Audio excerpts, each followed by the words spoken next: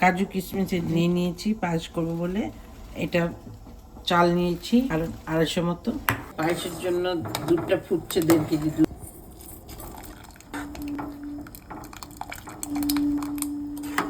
এলাচটা দিয়ে দিচ্ছি দুধে। আমি কাজু কিশমিশ দিয়ে দিচ্ছি।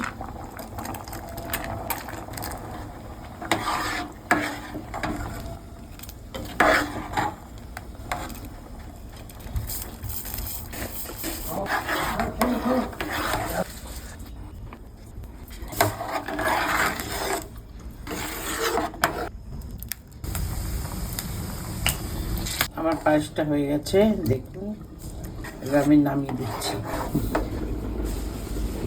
চিরুবে আকাশ তটে চাঁদে